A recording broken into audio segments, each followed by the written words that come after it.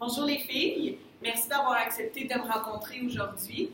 Je suis vraiment contente de vous avoir avec moi. Vous savez, on s'est rencontrés là, au début de ma carrière comme travailleuse de rue, ça fait maintenant une couple d'années. Puis je vous suis vraiment reconnaissante là, d'avoir décidé de venir me rencontrer aujourd'hui dans mon bureau pour discuter de votre problématique. Je tiens juste à vous rappeler que cette conversation-là va être enregistrée à titre de reportage, puis qu'on a camouflé vos visages et vos voix pour pas que vous soyez reconnus. Donc, quelle est la problématique aujourd'hui dont vous aimeriez me parler? Ben, comme tu le sais, toi, on provient dans le fond comme la société le qualifierait, trafic humain. Nous, dans le fond, quand on était jeunes, ben c'est ma soeur, tu le sais, là. Quand on était jeunes, notre père nous a vendus pour de la drogue à un pin. Puis depuis ce temps-là, je pense qu'on a bien vécu des affaires, hein.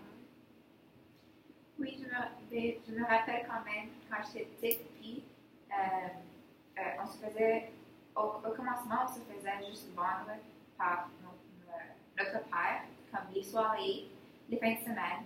Puis ensuite, je pense qu'il y a eu une autre idée, puis il nous a juste vendu à quelqu'un d'autre pour le trafic humain. Ça, pour nous situer dans le temps, à peu près, vous aviez quel âge quand tout ça a commencé? Moi, je suis la plus vieille des sœurs, fait que j'avais peut-être 8 ans, puis ma sœur, elle avait environ 5 ans. Vous êtes seulement deux dans la famille?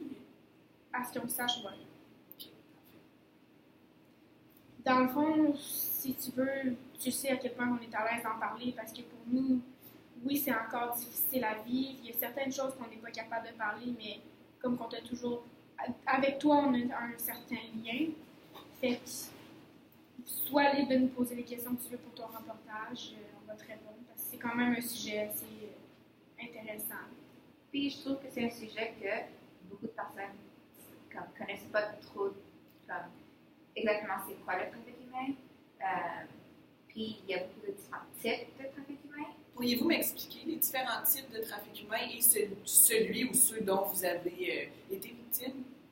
Ben, pour ma part, si tu veux savoir pas mal, nous, on a beaucoup vécu dans le trafic humain sexuel, si je pourrais dire ça comme ça. On a fait beaucoup de prostitution. On a été vendus pour des actes, pour la consommation sexuelle, dans le fond, à des clients qui avaient bien du cash.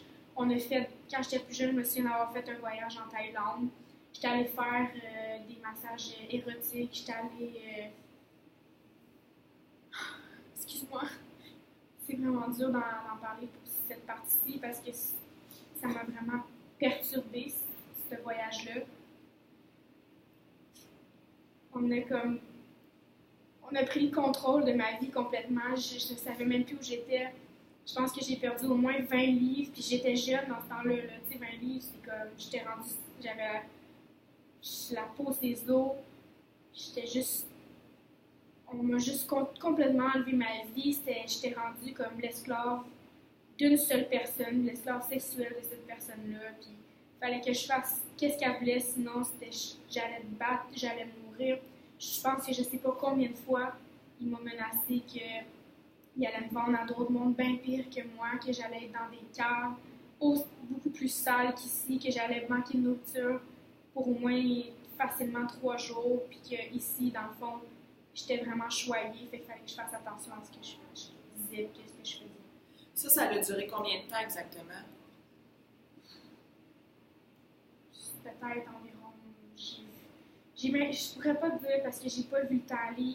Ils m'ont droguée. La majorité du temps, j'étais droguée parce qu'il fallait pas que je sois capable de me repérer, être capable de savoir exactement où j'étais, être capable de reconnaître aussi les clients avec qui j'étais.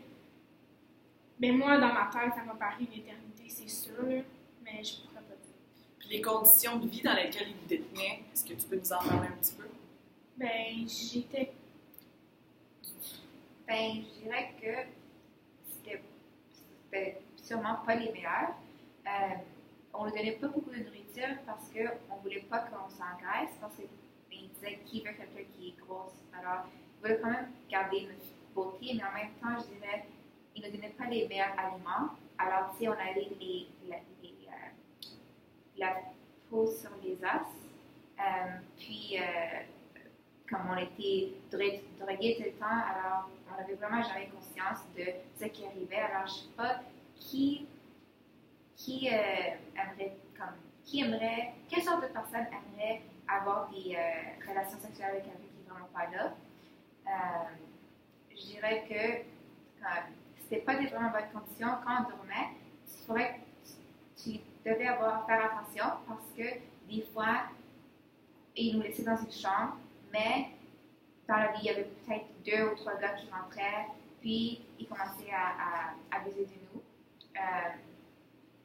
Des fois, je me réveillais, puis j'étais pleine de... Tu m'as expliqué que tu avais, en tout cas, moi je le sais parce que j'étais avec toi la plupart du temps, tu avais des bleus, tu avais des cicatrices un peu partout, tu avais des marques d'en face, des fois, c'était dégueulasse. Puis au niveau, là, quand vous dites que vous étiez principalement utilisé pour les actes sexuels, est-ce que c'était des relations sexuelles complètes? C'était plutôt ce que la personne voulait. Si la personne te disait tu te mets par terre, parce que à la fin de la journée, tu veux tout le temps que ton proxénète soit content, parce que sinon c'est toi qui souffres à la fin de la journée. Disons comme je n'ai pas bien fait mon travail, je vais pas manger cette journée-là, ou je vais pas pouvoir voir ma soeur. Alors à la fin de la journée, c'est plutôt comme tu fais ce qu'on te demande ou tu perds tes privilèges. Est-ce que vous aviez de la protection qui était mise à votre disposition, des condoms, moyens de contraception? Jamais de la vie. Ces personnes-là, on n'était pas des humains, pour eux, on était des objets. On était une vente, on était de l'argent, du profit. Il n'y a jamais personne qui nous a dit « t'es-tu correct ?» C'était tout le temps « t'as-tu mal? Ben parfait, c'est le fun, j'aime ça que t'aies mal. » Puis à la fin de la journée, si on avait eu le malheur de juste comme dire non, puis de ne pas vouloir faire quelque chose, who cares? Comme ils s'en foutaient complètement. Puis c'était comme, OK, tu veux pas faire ma job? Ben je t'ai dit, moi j'en ai des centaines d'autres, des jeunes filles comme toi. Tu vas mourir, puis ça va être ça. Ou je te laisse crever dans ta cave jusqu'à temps que tu meurs de faim.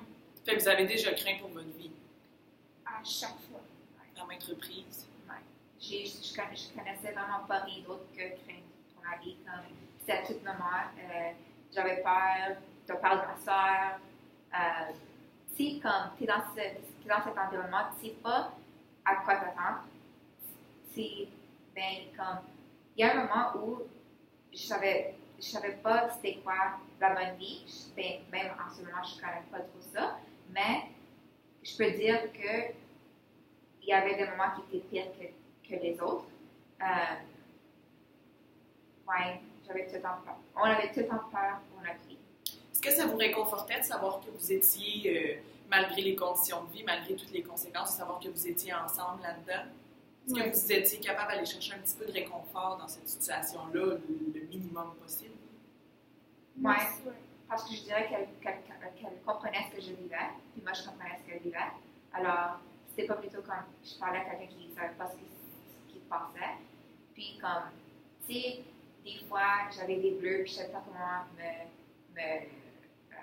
prendre soin de moi. Puis, ma soeur qui était plus vieille, qui avait déjà aussi vécu ça, me donnait des petits trucs pour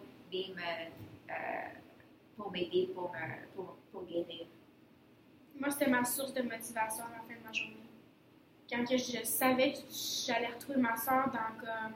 Parce que dans le fond, eux autres, là, c'est pas du one-on-one, c'est vraiment... on est toutes dans une pièce avec plein d'autres filles, puis c'était comme, on couchait quasiment 3 des fois dans les lits. Les autres, ils s'en foutaient, c'était comme des conditions salubres complètement. Puis juste le fait que je savais que j'allais pouvoir être avec ma petite sœur, c'était le moment de ma journée où que je voyais qu'il y avait un petit peu d'espoir. C'était réconfortant. Ouais. Mais aussitôt que je partais, c'était vide. Là.